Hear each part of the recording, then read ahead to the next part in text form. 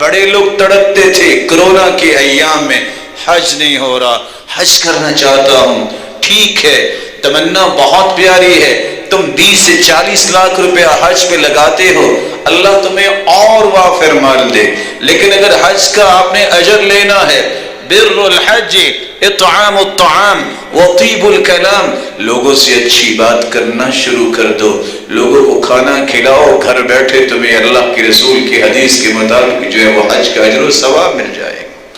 سیدنا صہیب رضی اللہ تعالی عنہ فرماتے ہیں خیارکم من اطعم الطعام، اگر دنیا میں سب سے اعلیٰ انسان بننا چاہتے ہو تو تم لوگوں کو کھانا کھلایا کرو۔ رسول اللہ صلی اللہ علیہ وسلم نے فرمایا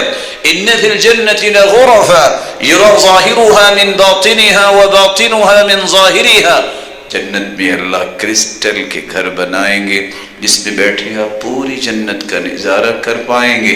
اور جب جنت میں سیر کے لیے جائیں گے تو اپنے پورے گھر کو جہاں بھی ہوں گے وہاں سے دیکھ پائیں گے۔ اللہ کے پیارے پیغمبر یہ کس کے لیے گھر ہیں؟ فرمایا لمن الان الکلام، جس کی زبان میں نرمی آ جائے گی، وَأَطْعَمَ الطَّعَامَ، اس نے لوگوں کو کھانا کھلایا، وَأَفْشَ السَّلَامَ، لوگوں کو سلام کہا اور سلام کو عام کیا، وَصَلَّى بِاللَّيْلِ وَالنَّاسُ نِيَامٌ، لوگ تو سو رہے تھے اور یہ تہجد کے لیے کھڑا ہو جاتا۔